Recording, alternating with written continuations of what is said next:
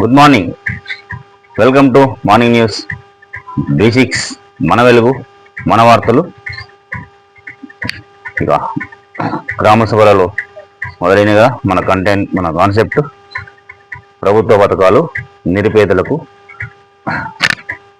అందాలి, అభివృద్ధిలోకి రావాలి. ఈ 6 గ్యారంటీల మీదనే మనం ప్రధానంగా దృష్టి పెట్టినాం కదా. గ్రామ సభలు జరుగుతూ ఉన్నాయి. వాటిపైన వచ్చినటువంటి పత్రికల్లో వార్తలను కొంచెం చూస్తే మన దగ్గర ఈరోజు వెలుగు ఉన్నాయి, 2 వెలుగు, జ్యోతి, ఇంకా ఇంకొక పత్రిక. ముందుగా వెలుగుతోనే మొదలు పెట్టాలి. అది ఎందుకు కూడా కొంచెం వివరణం. వెలుగు చూస్తే మనకు వెలుగు పత్రికలో సరే, ఇక్కడ మెయిన్ పేజీలో అయితే లేదు మనకేంటి. ప్రధాన వెలుగు పేపర్లో ముందు పేజీలో ఏం లేదు. మరి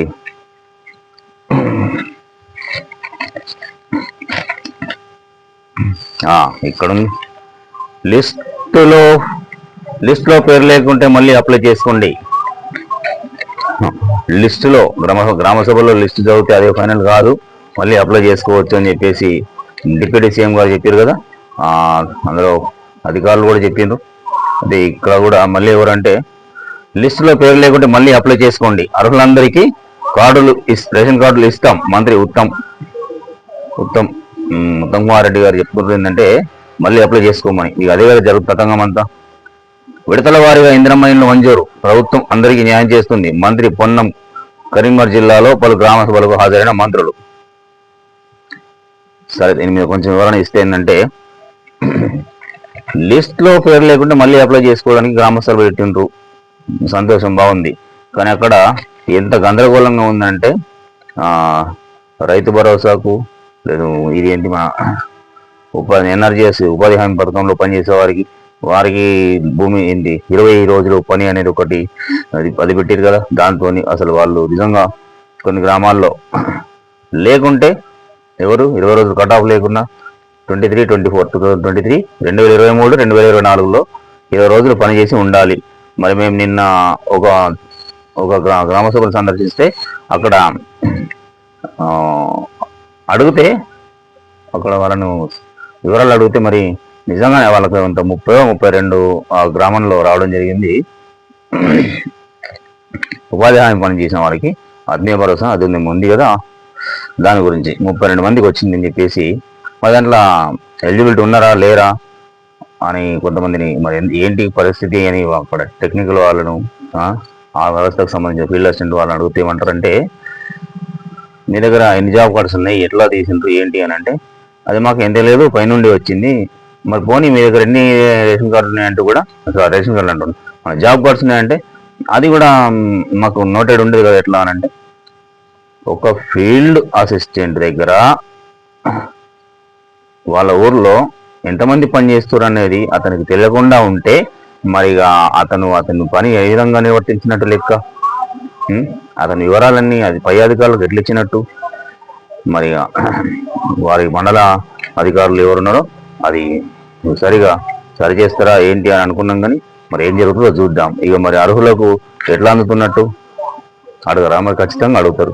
ఇక నిరసనలు అంటే ఇక ఈ రాజకీయాలకు అతీతంగానే ఈ విశ్లేషణ ఏంటంటే, గ్రామ స్థాయి నుండి వచ్చినాం కాబట్టి గ్రామాల్లో నిజంగా చూసి మాకు విసుగు వచ్చింది సార్. అందుకే కనీసం ఈ ప్రభుత్వం ఇది ప్రజాపాలన కాబట్టి ఈ ప్రజాపాలనలన్నా మేము మీకు అడిగి తీసుకుంటాం, కొట్లాడి తీసుకుంటాం కాదు, అడిగే తీసుకుంటాం. ఎందుకంటే ఇక కొట్లాడే పరిస్థితులు బహుశా లేవు. అడిగి తీసుకోవడమే న్యాయం కాబట్టి అడిగే తీసుకుంటాం. ఇక ఏ రాజ్యంలోనే అంతే ఉంటుంది కదా, ఈ రాజ్యంలో అంతే అనిపిస్తుంది. అందుకే తప్పని పరిస్థితుల్లో ఒకటి రిక్వెస్ట్ చేస్తున్నా, ఎవరికి మన తీన్మార్మల్ అన్న, మీరు ప్రభుత్వంలో ఉన్నారు, మీరే మాకు అందరికీ నిజంగా ఆదర్శం. తీర్మార్మల్ అన్న అండ్ మన తొలి వెలుగు రాగన్న, నేనైతే మీ ఫాలోవర్ని, మీతో మీరు మీ ఇన్స్పిరేషన్తోనే ఇక్కడికి ఈ విధంగా ఒక ఛానల్లో చేయడం అంటే ఈ విశ్లేషణ కొంచెం గ్రామాల్లో ఉంటాం కాబట్టి చేయడం జరుగుతుంది. రిక్వెస్ట్గా మీరు ఏంటంటే నిజంగా నీతి నిజాయితీగా అధికారులు చేసేటట్టు తిన్మార్మల్ అన్న మీరు కొంచెం చొరవ చూపెట్టి బాగన్నా మీరు కూడా చొరవ తీసుకొని దృష్టి పెట్టాలని చెప్పేసి రిక్వెస్ట్ చేస్తున్నా. ఎంత చూద్దామన్నా కానీ సరే, ఇక ఇందిరమ్మ ఇండ్లు అయితే మరి ఆ బడ్జెట్కు ఒక ఊరిలో 193 ఇండ్లు ఉన్నాయి ఒక గ్రామంలో. మరి ఏ విధంగా వాళ్ళు అది సాధ్యమయ్యే పనేనా? ఏ విధంగా చేస్తారు? మన నియోజకవర్గానికి 3500 చిల్లరన సంథింగ్ ఇస్తామని అన్నారు. అప్పుడు అట్లా ఉంది, ఇప్పుడేమో ఇదేంటి మరి ఎట్లా? విడతల వారీగా ఇందిరమ్మ ఇండ్లు మంజూరు అంటే ఒకేసారి కాకుండా విడతల వారీగా 5 ఏళ్ళల్లో. మరి ఇక మీ ప్రభుత్వ పెద్దల దగ్గర లెక్కలు ఉంటాయి కదా, ఏ విధంగా ఇట్లో చూద్దాం. కానీ గ్రామాల్లో ఒకటే రిక్వెస్ట్, ఇందిరమ్మ ఇండ్లు రేషన్ కార్డులు ఇవి తప్పకుండా నిజంగా నిరుపేదలకు అందేటట్లు అధికారులను తోని ఫైనల్ లిస్ట్ అనేది గ్రామ సభలలో చేయడం అనేది అంత ఈజీగా అనిపించడం లేదు. మేము ఒక గ్రామ సభకు 2 గ్రామ సభలకు అటెండ్ అయినాం కాబట్టి చూసినాం.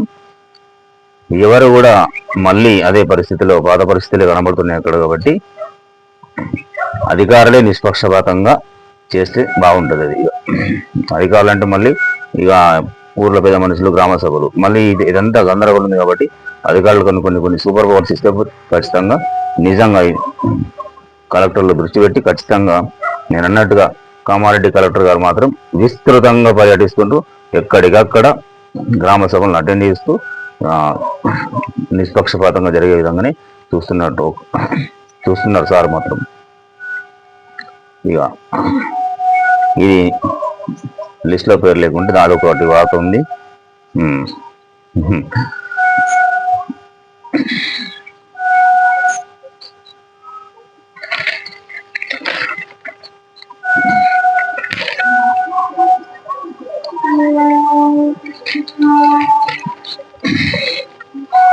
ఇలా ఉంటుంది.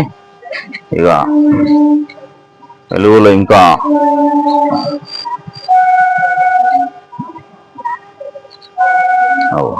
ఇదేంటి, గీత దాటుతున్న పోలీసులు. ఇక్కడ నిజామాబాద్ డైరెక్ట్గా ఎస్ఐల ఇసుక దందా, హెచ్ఆర్సీని ఆశ్రయిస్తున్న బాధితులు. 3 నెలలుగా కోత్వాల్ పోస్ట్ ఖాళీ. ఇదేంది, మీరు పోలీసు వారు చాలా రక్షణగా ఉండాల్సిన వ్యవస్థ ఇప్పుడే అంతటా స్ట్రిక్ట్గా కొంచెం మీరు చేస్తున్నారు అంటే మళ్ళీ కొంతమంది ఇక వ్యవస్థను తప్పు పట్టడం అది చాలా తప్పు. ఒకరిద్దరు ఉండవచ్చు ఎక్కడైనా, ప్రతి డిపార్ట్మెంట్లో ఒకరిద్దరు మంచి వాళ్ళు ఉంటారు, చెడ్డోళ్ళు ఉంటారు. చెడ్డోళ్ళు లేని వ్యవస్థ లేకుండా ఎక్కడుంది అని వాళ్ళని కూడా పై అధికారులు చూసి ఏర్పాటైన ఖచ్చితంగా జరుగుతుంది. ఎన్ని మరి ఇసుక దండకు ఎస్ఐ సో ఇక్కడ హిందల్వాయ్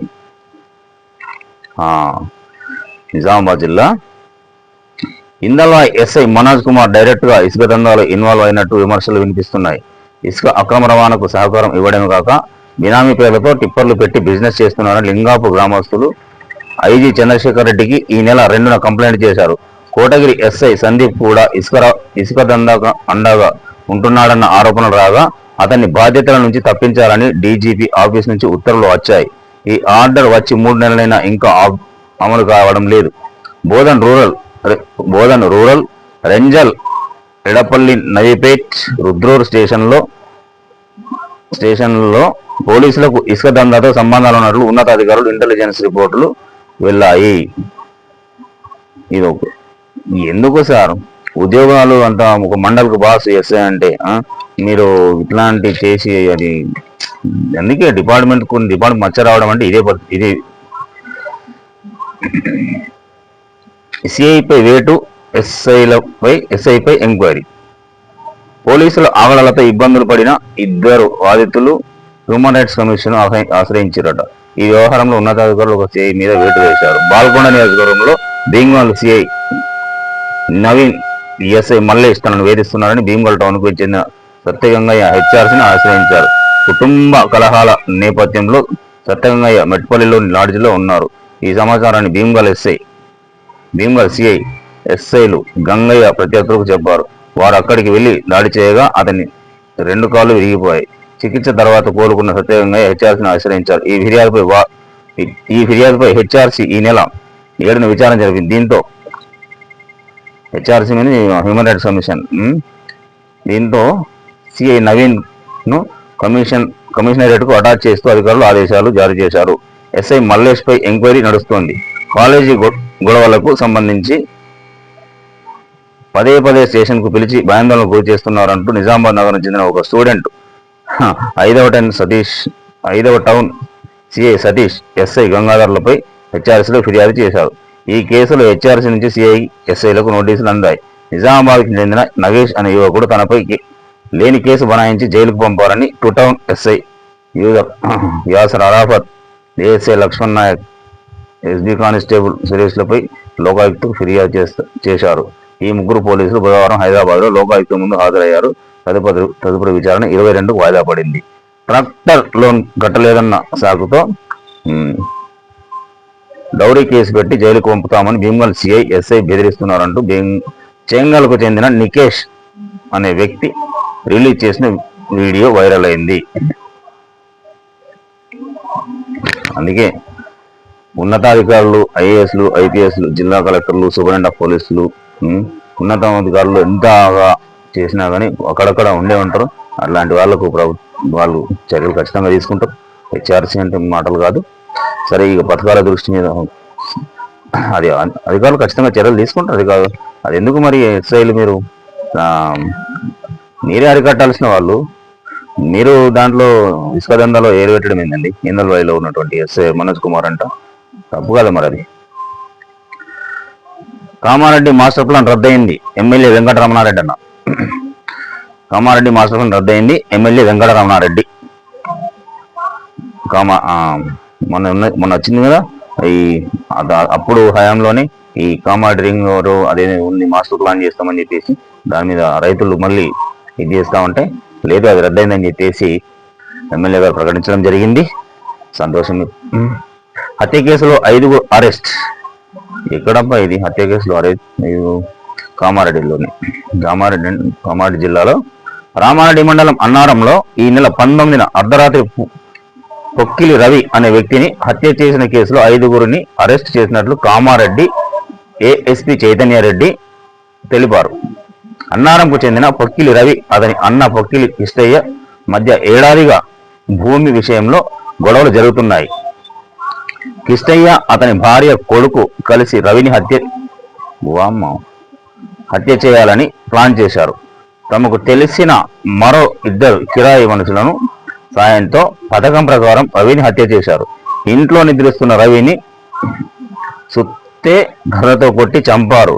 హత్యకు పాల్పడిన పొక్కిలి కిష్టయ్య, అతడి భార్య సత్యవ్వ, కొడుకు కిషన్, దోమకొండకు చెందిన కిరాయి మనుషులు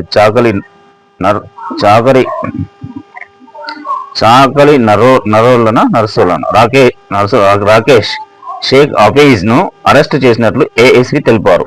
వారి నుంచి హత్యకు ఉపయోగించిన సుత్తి కర్ర, 2 బైకులు, గొలుసు, 5 సెల్ ఫోన్లు, ₹10,000 నగదు స్వాధీనం చేసుకున్నట్లు చెప్పారు. Rural CI Raman, Ramareddy SI Naresh పాల్గొన్నారు. ఇక్కడ ఇది మరి దారుణం కదా. కేసులు మాత్రం ఏఎస్పీ చైతన్యారెడ్డి గారు వచ్చినప్పటి నుంచి స్పీడ్గా ఛేదించడం జరుగుతుంది. Thank you madam. ఎందుకంటే కామారెడ్డి జిల్లాలో చూస్తాం కదా, గతంలో ఎస్పీ సీతారెడ్డి మేడం గారు ఉండే, జిల్లా ప్రశాంతంగా ఉండేది. ఇది భూములు విషయంలో తల్లిదండ్రులు ఉన్నప్పుడే మీరు మరి వాళ్ళు బాగున్నప్పుడు పిల్లలకు కూడా పనిచేసి ఇవన్నీ ఎందుకు గొడవలు జరుగుతాయి, ఇంత దూరం ఎందుకు వస్తాయి సమస్యలు పెద్దగా. గ్రామ సభల్లో కొనసాగిన నిరసనలు ఇక అది జరుగుతూనే ఉంటాయి కామన్. కానీ అధికారులు మాత్రం తప్పకుండా ఈ ఇందిరమ్మ ఇళ్ల విషయంలో కావచ్చు, నేను చూసిన నిన్న మాత్రం ఇదేంది ఫీల్డ్ అసిస్టెంట్లు చేయించే పని ఏదైతే ఉంటుందో 20 రోజుల్లో పని 2023-24 మరి డేట్ ఏంది, నెల ఏంది మాత్రం చెప్తలేరు. 2023-2024లో ఎక్కడ డేటు, ఏ నెల నుంచి ఏ నెల ఏ డేట్ వరకు కట్ ఆఫ్ అనేది లేకుండా 20 రోజులు పని చేసినంటే ఒక్కొక్క దగ్గర 100 మంది ఉన్నారంట ఒక గ్రామంలో. మరి వాళ్ళందరికీ లేకుండా 20 మందికో 30 మందికో దానికి లింక్ ఉంది కదా, భూమి లేకుండా ఉండాలి, అసలే మొత్తం ఒక గుంట కూడా భూమి ఉండద్దు. వాళ్ళు అక్కడ ఏం జరుగుతుందంటే ఒక కొడుకు ఉంటాడు, ఆ కొడుకు వాళ్ళ అమ్మ పేరు మీద భూమి, అమ్మ పేరు మీద నాన్న పేరు మీద భూమి ఉంటుంది. ఈ కొడుకు పేరు మీద దీంట్లో లిస్ట్లో పేర్లు వచ్చినాయి.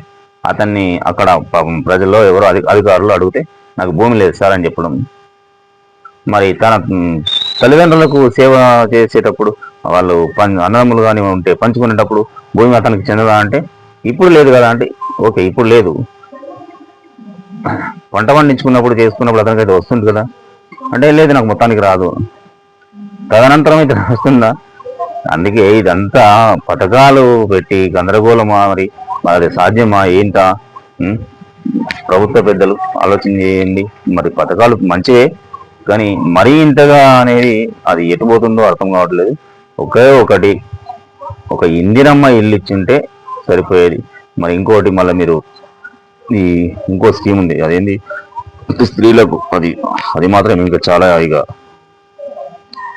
ఏ విధంగా వెళ్ళిపోతుందో చూద్దాం. ఇంకా ప్రధానంగా అయితే ఇందిరమ్మ ఇళ్ళ మీద ప్రజలు చాలా ఆశలు పెట్టుకున్నారు. మేము ప్రత్యక్షంగా చూసినాం కాబట్టి అది చెప్తున్నాం.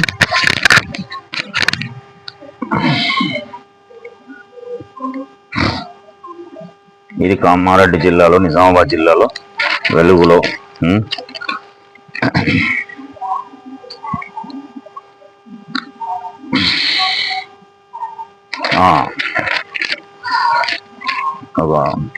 సరే మిగతా వార్తలు అంటే సరే ఈ స్కీమ్లో ఉంది.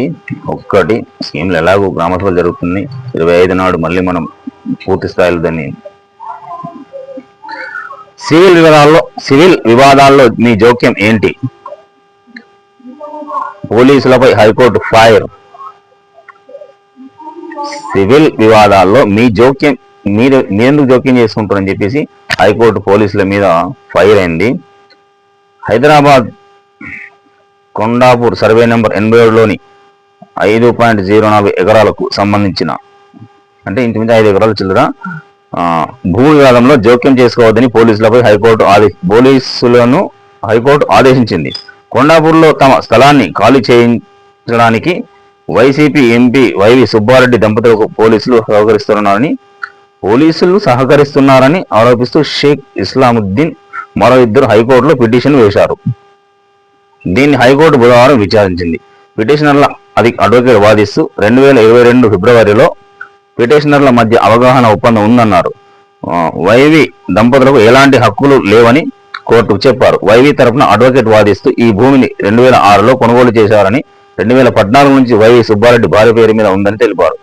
వాదనలను విన్న కోర్టు సివిల్ వివాదాల్లో పోలీసులు జోక్యం ఏమిటని ఫైర్ అయింది. మీ పోలీస్ డిపార్ట్మెంట్కు ప్రజలకు రక్షణ అంటే ఆల్రెడీ ఉంటుంది, ఎక్కడ చూసినా బాగానే ఉంటుంది. జిల్లా అక్కడక్కడ కొన్ని జరుగుతుండొచ్చు, ఇంతకుముందు చూస్తుంటే కానీ ఎందుకు సార్ ఎవరో ఒకరు అక్కడ ఒకటి యూనిఫామ్ డ్యూటీ అంటే నాటే జోకు. మీరు సమాజానికి పెద్ద సేవ మీరుంటేనే సమాజంలో నార్మల్ కామన్ పీపుల్కు కొంచెం రక్షణగా ఉంటుంది. ఉన్నది నడుస్తుంది. కానీ ఒకరిద్దరు ఇట్లాంటి వాళ్ళు దయచేసి రిక్వెస్ట్గా సివిల్ వివరాల్లో కోర్టు ఇచ్చింది, హైకోర్టు అంత మంచి స్పష్టంగా అయిపోయింది.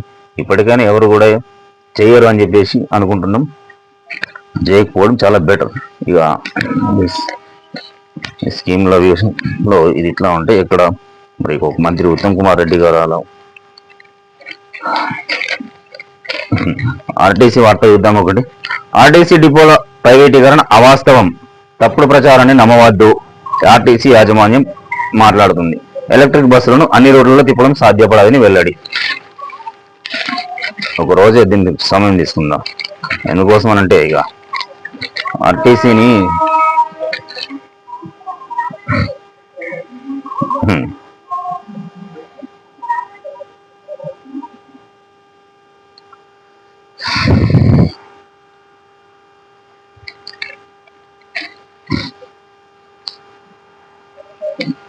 జ్యోతిలో చూస్తే ఈ వెలుగు ఇలా ఉంటే మరి ఆంధ్రజ్యోతిలో ఏముంది, ఏం రాసింది సార్ పథకాల మీద?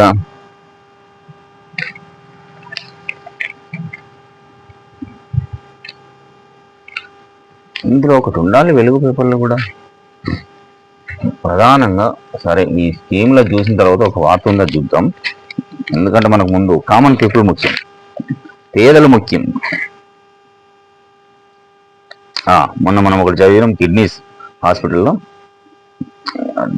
అది మళ్ళీ కిడ్నీ రూపాయలు 25 లక్షలు, ఒంటరి మహిళలే లక్ష్యం అంట. జాగ్రత్త ప్రజలారా, దాతలకు ఇచ్చింది 4 లక్షలే, వాళ్ళు చేసేది మాత్రం దందా అని మొన్న వచ్చింది కదా. అదే వార్త మనం చదివి మనం విశ్లేషించినాం కొంచెం. దాన్ని కిడ్నీ రాకెట్ సూత్రాలు ఎవరు? పరారీలో వైద్యులు. దక్షిణాది రాష్ట్రాల్లో ఆర్ఎంపీలే ఏజెంట్లు. దక్షిణాది రాష్ట్రాల్లో ఆర్ఎంపీలే ఏజెంట్లు. నెల క్రితం శస్త్రచికిత్స వికటించి మహిళ మృతి. పిఎంపీ ఆర్ఎంపీ డాక్టర్లరా, కొంచెం మీరు రెఫర్ చేయడము, ల్యాబ్లలోకి పంపడము, ఏంటి మన రక్త పరీక్షలకు, ఇవన్నీ టెస్ట్లకు పంపి ఉన్నత పెద్ద ప్రైవేట్ హాస్పిటల్స్ కు పంపడం లాంటివి ఉంటాయి కదా. ఇక్కడ ఉంది. వైద్యాధికారులు కూడా డిఎంహెచ్ఓలు కొంచెం ఆర్ఎంపీల పైన దృష్టి పెట్టితే ఇట్లాంటి కొంచెం జరగకుండా ఆపడానికి అవకాశం ఉంటుంది.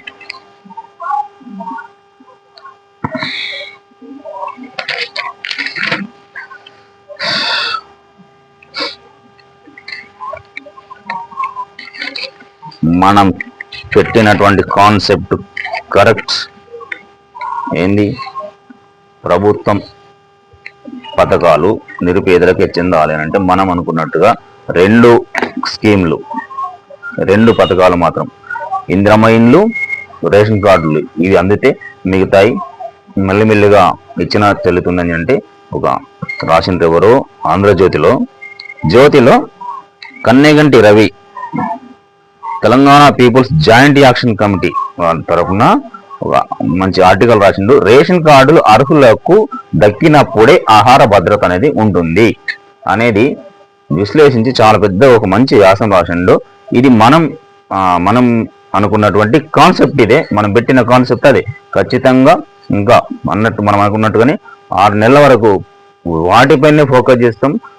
అవి అందేంత వరకు, ఎంతవరకు నిజంగా లబ్ధిదారులకు అందినని మనం కూడా లిస్ట్ తయారు చేయడం జరుగుతుంది. అందినే లేదా ఒకవేళ అనర్హులు కనుక ఉంటే, అనర్హులకు అందినే అన్న సమాచారం మన దగ్గర ఉంటే ఉన్నతాధికారులకు ఖచ్చితంగా అందజేస్తాం. ఇది వాస్తవం. రేషన్ కార్డులు అర్హులకు దక్కినప్పుడే ఆహార భద్రత అనేది ఉంటుంది. అలాగే ఇందిరమ్మ ఇల్లు కూడా ఇల్లు లేని వారికి మాత్రమే అందితే అది న్యాయమైన పద్ధతిగా ఉంటుంది. ప్రభుత్వానికి కూడా భారం అనేది లేకుండా ఉంటుంది. అట్లా కాదు మేము మళ్ళీ రావాలి అని ఆదరబాదరగా అందరికీ ఇచ్చేస్తామని అంటే మాత్రం అది అనుభవం, అది ఎటుపోతుందో మరి కొంచెం మనం ప్రజలు కూడా ఆలోచన చేయాలి. నేను చూస్తే ప్రజలు ప్రజల ఆలోచన ఏంది? ఎవరికైనా మాకు కావాలని ఉండదు కదా. ఎందుకంటే అట్లా చేసి పెట్టిన వ్యవస్థను. అర్హులకు రేషన్ కార్డులు ఇవ్వడం ఎంత అవసరమో అనర్హులకు తొలగించడం కూడా అంతే బాధ్యతగా చేయాలి. నిన్న స్వయాన మేము ఫీల్డ్ మీద ఒక విలేజ్లో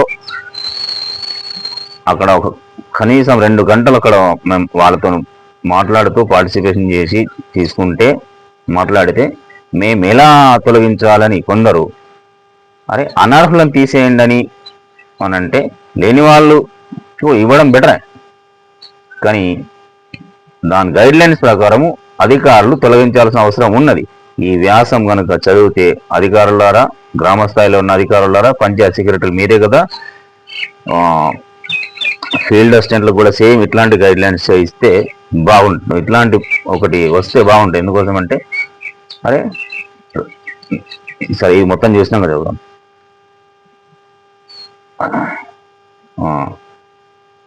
అర్హులకు రేషన్ కార్డులు ఇవ్వడం ఎంత అవసరమో అనర్హులకు తొలగించడం కూడా అంతే బాధ్యతగా చేయాలి. ఇదే కదా ఈ గ్రామ సభలలో జరగాల్సిన పని ఇది అని మేము నిన్న అడుగుతా ఉంటే అధికారులు తర్జన భర్జన ఆధారబాధగా వచ్చిన లిస్టు ఆమోదము అయింది, చదవడము, గ్రామ సంతకాలు తీసుకోవడము జరిగింది. నిన్న ప్రత్యక్షంగా ఉన్నాం అక్కడ. మరి గ్రామ సభలు పెట్టడం ఏంది, అదే మీరు పంపిన లిస్ట్ ఇది వచ్చింది అని అక్కడ ప్లగ్ చేస్తే అయిపోయేది, అంతే కదా. ఇది మేధావులు. ఇట్లాంటి మేధావులు ఉంటే నిజంగా వాట్సాప్ సార్ మంచి ఆర్టికల్ ఇది. లేకపోతే వేల కోట్ల నిధులు దుర్వినియోగం అవుతాయి. అలాగే రేషన్ కార్డులు జారీ చేసే ప్రక్రియను అర్హులైన పేదల దరఖాస్తు చేసుకోవడానికి వీలుగా నిరంతరం కొనసాగించాలి. ఎప్పటికప్పుడు తగిన విచారణ చేసి కార్డులు మంజూరు చేయాలి. 100% కరెక్ట్ ఇది. ఎందుకోసం అంటే ప్రతి ఒక్కరికి ఒక రైతు నిన్న ఒక రైతే అతను పంట పండిస్తేనే, రైతు లేనిది మనం లేము, ఎవరం లేము. రైతు ఉంటే రైతు కూలీలకు అతని పొలంలో పనిచేయడము, ఆ పంట కాస్తాం. ఇక రైతు ఉంటేనే మనం మిగతా అన్ని వ్యవస్థలు, లేకపోతే ఏం లేదు. కానీ ఇది 100% కాదు, 1000% కరెక్ట్. ఇది ప్రభుత్వానికి కూడా బర్డెన్ తగ్గుతుంది. ఇది ఒక్క రేషన్ కార్డులకి కాదు సార్, ఇందిరమ్మ ఇండ్లో కూడా మీరు ఈ మాదిరిగానే రేషన్ కార్డు బేస్ చేసుకునో ఏ విధంగానో మీరు తీసుకొని ఇల్లు లేని వారికి, సొంత స్థలంలో ఉన్న వారికి అక్కడే కట్టుకోమని చెప్పేసి, నిజంగా సొంత స్థలం లేకుంటే ఎక్కడైతే ఊర్లలో కొంచెం ప్లేస్లు ఉన్నాయి, గతంలో కొన్ని ఊర్లలో స్థలాలు ఉంటే గవర్నమెంట్ స్థలం ఉంటే అక్కడ ఇవ్వడం న్యాయంగా ఉంటుంది. ఎందుకోసం అంటే స్థలం ఉండి కూడా లేదని చెప్పుకొని తీసుకోవడం ప్రజలు కూడా కొంచెం ఆలోచన చేయాలా. లేకపోతే ప్రభుత్వం మీద ఆర్థికంగా ఇంకా భారం అనేది పడుతుంది. ఇది ఒక రేషన్ కార్డులకి కాదు, ఇది ఇందిరమ్మ ఇళ్ళకు కూడా ఇది వర్తిస్తుంది. ఈ రెండింటి మీద కొంచెం ప్రజలు కూడా ఆలోచన చేసుకుని స్వచ్ఛందంగా మాకున్నది ఎందుకు లేని వాళ్లకు చెందాలి అని చెప్పేసి మన ముందుకొచ్చి ఒక రైతు నిన్న అదే చేసిండు. మేము చూసినాం. ఒక రైతు రామారెడ్డి మండలంలో ఒక రైతు, నాకున్నదబ్బా, నాకు ఏంది భూమి ఉన్నా కానీ అతనికి ఒక స్కీమ్ వర్తించేటట్టు అతనికి ఉందన్నట్టు, నాకు వద్దు ఈ స్కీమ్, నా డబ్బులు నాకు వద్దు, నాకు భూమి ఉన్నది అని చెప్పేసి తను రిటర్న్ ఆ పేరు లబ్ధిదారుల లిస్ట్ నుంచి తీసేయించుకున్నాడు. అట్లా ఉండాలి. అతని పేరు గంగాధర్ ఏదో సంథింగ్ ఉన్నది, గంగాధర్. ఇది మనం పెట్టినది, మనం అనుకున్న కాన్సెప్ట్ ఇది. ఈ సార్ చాలా మంచి ఆర్టికల్ రాసింది సార్. Thank you. ఇంకా లోపల ఇందులో మనం అనుకున్నది ఇట్లాది. అందుకే మనం ఈ పథకాల పైనే కానీ మిగతా అది సెకండరీ, పథకాల మీదనే గ్రామ సభల్లోనే ఇది కొనసాగుతూ ఎట్లా ఉన్న గ్రామ సభలో నిరసన పర్వం అంటే ప్రజల్లో అవేర్నెస్ అనేది ముందుగా ఏ స్కీమ్ దేనికి సంబంధించింది. గ్రామ సభల్లో ఏం చేస్తారంటే వస్తురు లిస్ట్ తీయగానే అది గ్రామ సభలు లిస్ట్ చదివి వాళ్ళకి క్లారిటీగా చెప్పడం లేదు. అంటే చెప్తుండవచ్చు అక్కడక్కడ, కానీ మెజారిటీ గ్రామాల్లో చెప్పడం లేదు. ఉన్నతాధికారులు వస్తున్నట్టు అంతే తెలియగానే అక్కడ చెప్తారు. కానీ ఈ స్కీమ్ ఆత్మీయ భరోసా అంటే ఇది, రైతు భరోసా అంటే ఇది, రైతు బంధు దాంట్లో అదే స్థానంలో రైతు భరోసా అని ఉన్నది. అట్లాగే కొత్తగా ఇందిరమ్మ ఇల్లు ఉన్నాయి, డబుల్ బెడ్రూమ్ ఉండే దాని ప్లేస్లో ఇందిరమ్మ ఇల్లు అని ఇట్లా చెబుతూ వివరించి చెప్తే వాళ్ళకి అర్థమవుతుంది తప్ప, ఇక లిస్ట్ వచ్చింది, ఇక నీ పేరు లేదు, ఇక మీ పేర్లు వచ్చినాయి అని చదివితే ఎంత నిరసన తెలియజేయాలి. మరి వాళ్ళకు మీరు స్కీమ్ల గురించి వివరించి చెప్పాలి కదా. కనీసం మీ ప్రభుత్వం ఏదైతే కాంగ్రెస్ పార్టీ ప్రభుత్వం ఉందో వాళ్ళ కార్యకర్తలు, వాళ్ళ నాయకులు ఉంటే వాళ్ళని వివరించి చెప్పాలి కదా. ఎక్కడ జరుగుతుందో ఇక్కడ జరుగుతలేదు. అధికారుల మిన్నే ఒత్తిడి మాత్రం ఉంది. వాస్తవం నిజంగానే గ్రామాల్లో అది రాజకీయం అటు సర్పంచులది అది అని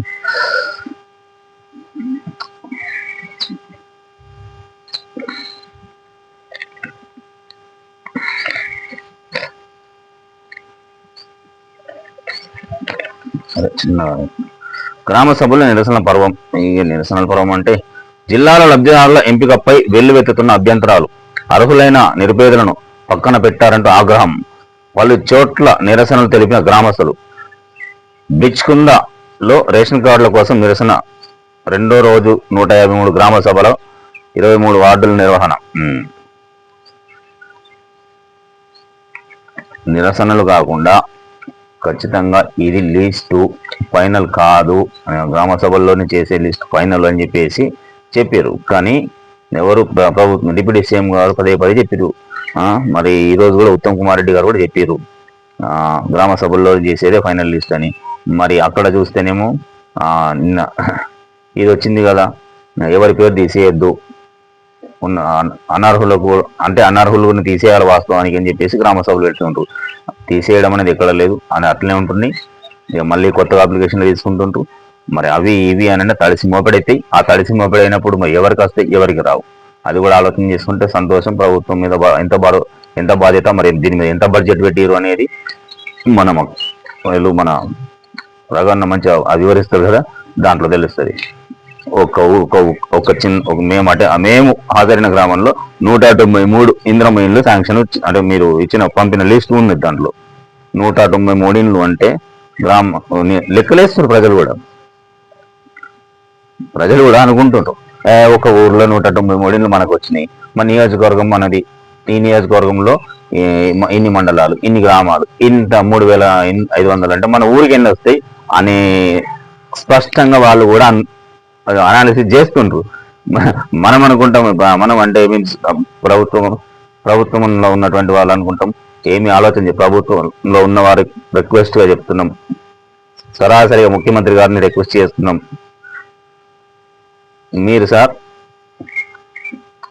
ప్రజలు ఆలోచన చేస్తున్నారు కాబట్టి, స్పష్టంగా లెక్కలేసుకుంటారు కాబట్టి, చాలా ఇప్పుడు ఇంతకు ముందు మాదిరి కాకుండా ఒక నియోజకవర్గానికి 3000 చిల్లర ఇండ్లు ఇస్తామంటారు కదా. ఒక గ్రామంలో 193 మంది లిస్ట్ వస్తే ఇది విడతల వారికి ఇస్తామని చెప్పేసి ఈరోజు రేషన్ కార్డుల విషయంలో అయితే విడతల వారి, ఇది కూడా విడతల వారిని ఇస్తారా, ఒకేసారిగా ఇస్తారా అనేది కూడా ప్రకటించాల్సిన అవసరం ఉంది. నిజంగా మీరు కలెక్టర్లకు గైడ్ లైన్స్ ఇచ్చేసింటారు కదా, దాంట్లో గ్రామ పంచాయతీ సెక్రటరీలను మళ్ళీ ఎంఆర్ఓలను ఎంపీడీఓలకు వీడియో కాన్ఫరెన్స్ ద్వారా ఎలాగో కరాఖండిగా నిజమైన పేదలకి చెందేటట్టు మీరు చర్యలు చేపట్టండి అని చెప్పేసి ఆర్డర్స్ ఇవ్వాల్సిన అవసరం ఉన్నది సార్. ఇది మా ఛానల్ ద్వారా మిమ్మల్ని రిక్వెస్ట్ చేస్తున్నాం. అప్పుడు నిజంగా ఇంకా ముందు భవిష్యత్తు, అప్పుడు వైఎస్ఆర్ ముఖ్యమంత్రిగా ఉన్నప్పుడు గుర్తున్నట్టు మీరు కూడా గుర్తుండిపోతారు సార్. లేకపోతే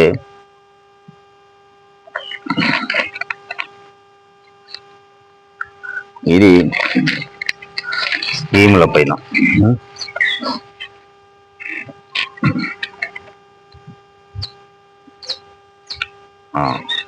ప్రభుత్వ పథకాలను సద్వినియోగం చేసుకోవాలి. ఇది గాంధారలో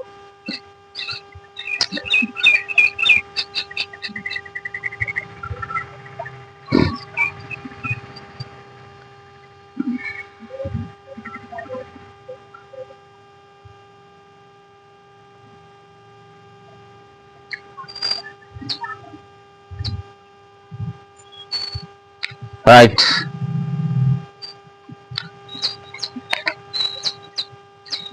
ప్రయాణికులు ఆధార్ కార్డును అప్డేట్ చేసుకోవాలి. డిఎం ఇక్కడ బాన్స్వాడ డిఎం ఎందుకోసం అంటే కండక్టర్లకు పాపం అది కొత్త కాడ పాత కాడ అనేది కన్ఫ్యూజన్ లో ఉంటారు. వాళ్ళకు అనవసరంగా వాళ్ళని బలి చేయొద్దండి. కండక్టర్లు ఆర్టీసీ వాళ్ళకున్న కష్టం నిజంగా ఏ ఎంప్లాయీకి కూడా ఉండదు కావచ్చు. ఏం జరిగినా స్పాట్లో మేము 7 రోజులు 8 రోజులు ఇంటికాడ కూర్చోవాలి, అట్లా ఉంటుంది కదా. ఒక ఇంక్రిమెంట్ బ్యాగ్ అవన్నీ కథలు కార్ఖానాలు. మహిళ అందుకోసం ప్రయాణికులారా ఆధార్ కార్డు అప్డేట్ చేసుకొని వాళ్ళకు కొంచెం సహకరించండి. మహిళా ప్రయాణికులు ఆధార్ కార్డు అప్డేట్ చేసుకోవాలి. బాన్స్వాడ ఆర్టీసీ డిఎం సరితాదేవి సూచించారు. చాలా మంది మహిళల ఆధార్ కార్డులపై చిన్ననాటి ఫోటోలు ఉండడంతో కండక్టర్లు ఇబ్బందులు జరుగుతున్నారు. దీంతో గొడవలు జరుగుతున్నాయని మహిళా ప్రయాణికులు ఆధార్లు తప్పనిసరిగా అప్డేట్ చేసుకుని ఆర్టీసీ సిబ్బందికి సహకరించాలని కోరు. అవునండి, మనం కూడా ప్రజలు ఆలోచన చేయాలి కదా. వాళ్ళు ఇప్పుడేంది ఉచిత ప్రయాణం కదా, ప్రభుత్వం ఇచ్చినప్పుడు సద్వినియోగం చేసుకోవాలి. మరి ఎలాగో ఫ్రీ కదా అని చెప్పేసి ఎప్పుడో ఉన్నటువంటి కార్డు తీసుకొని పోతే కొత్త కార్డు అప్డేట్ చేసుకోవాలి. అప్డేట్ చేసుకుంటే కండక్టర్లకు కొంచెం ఈజీగా ఉంటుంది. మీరు అప్పటి పాత కార్డు పాత ఫోటో ఉంటే మీరు కొంచెమన్నా డిఫరెన్స్ కనపడతారు కదా. మరి అట్లాంటప్పుడు వాళ్ళు కన్ఫ్యూజన్లో ఎట్లా టికెట్ అడుగుతారు వాళ్ళు. మీరేమో నాకు ఆధార్ కార్డు ఉంది ఫ్రీ అని చెప్పేసి అప్పుడు గొడవ మొదలవుతుంది. అనవసరంగా మళ్ళీ వాళ్ళ కండక్టర్కు ఒక మెమో, ఒక చార్జ్ షీట్ ఇట్లాంటివి కాకుండా మీరు చేయబట్టలు మళ్ళీ చేయకండి. చిన్న చిన్న చిన్న బతుకు వాళ్ళది. మేము చూసినాం కదా.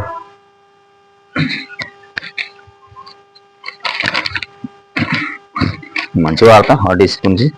ఇక పథకాలను చూస్తే అట్లా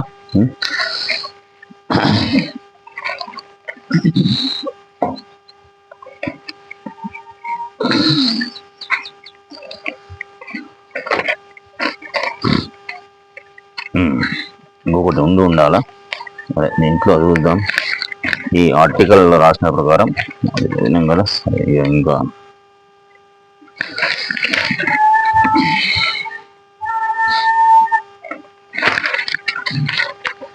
ఒకటి చేద్దాం.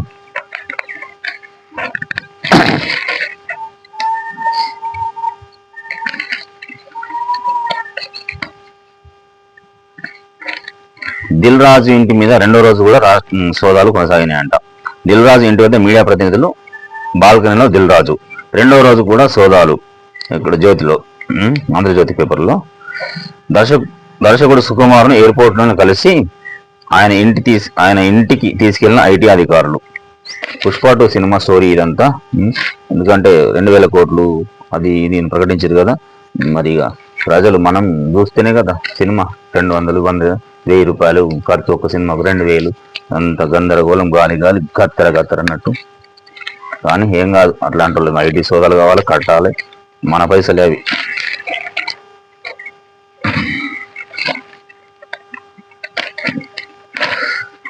ఇక పథకాల పరిస్థితి అట్లా ఉంటే సరే, ఎలాగో అధికారులు మనకు పేద ప్రజలకు అందేటట్లే చూస్తారని నమ్ముతూ ప్రభుత్వాన్ని కూడా. గ్రామాల్లో వేడెక్కుతున్న రాజకీయం. స్థానిక సంస్థల ఎన్నికలే లక్ష్యంగా ఆశావాహుల జోరు. యువతను బుట్టలో వేసుకునే పనిలో పలు రాజకీయ పార్టీల నేతలు. మందు విందులతో మచ్చిక చేసుకునే ప్రయత్నాలు.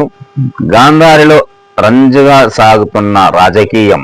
ఇది గాంధారి మండలంలో ఈ లోకల్ బాడీ ఎలక్షన్స్ దగ్గర పడుతున్నాయి కదా. యువతను ఇక ఇప్పటి నుంచే మొదలైంది కథ. వద్దండి, యువత నిజంగా బాధ అనిపిస్తుంది. కానీ ఇక ఇవి ఈరోజు ప్రభుత్వ పథకాలపైన కానీ మిగతా వార్తలపైన కానీ కొన్ని వేరే మన కాన్సెప్ట్ దాటి కొంచెం 2-3 వార్తలు టచ్ చేసినాం కదా. సరే, ఇక లోకల్ బాడీ ఎలక్షన్స్ దగ్గర పడుతున్నాయి కదా. యువతకు కానీ ప్రజలకు కానీ గ్రామాల్లో ఒకటి అప్పీల్ చేస్తున్నాం. మీరు నిష్పక్షపాతంగా, మీరు నిజాయితీగా, ఓటు అనేది చాలా బలమైనది. మీరు ఎన్నుకోబోయే సర్పంచులు కావచ్చు, మీరు ఎన్నుకోబోయే జడ్పీటీసీలు కావచ్చు, ఎంపీటీసీలు కావచ్చు, మున్సిపల్లో కౌన్సిలర్లు కావచ్చు. గ్రామాల్లో మాత్రం మీరు ఎట్టి పరిస్థితుల్లో డబ్బులు తీసుకొని మద్యము ఇవన్నీ ఉంటాయి కదా, ఇవి తీసుకోకుండా మీ సర్పంచులను, వార్డు మెంబర్లను ఎన్నుకోండి. అప్పుడు మీకు నిజంగా మీరు అడిగినా కానీ, మీరు అడిగితే వాళ్ళు సమాధానం చెప్పి మీకు పనిచేసి గ్రామాన్ని అభివృద్ధి చేసే పద్ధతిలో ఒక సరైన పద్ధతి అనేది ఉంటుంది. లేదు, రాత్రి ఉంటాయి కదా కళ్ళు, మందు, ఇవన్నీ యువకులను అప్పచెప్పేసి చేసేద్దామని చెప్పి చేస్తారు కదా. అట్లా కాకుండా ఈసారైనా మేల్కొలిపి, ఎందుకంటే ప్రభుత్వం ఇప్పుడు కొంచెం ప్రజలకు స్వేచ్ఛగా మాట్లాడి అడిగే అధికారం ఉన్నది కాబట్టి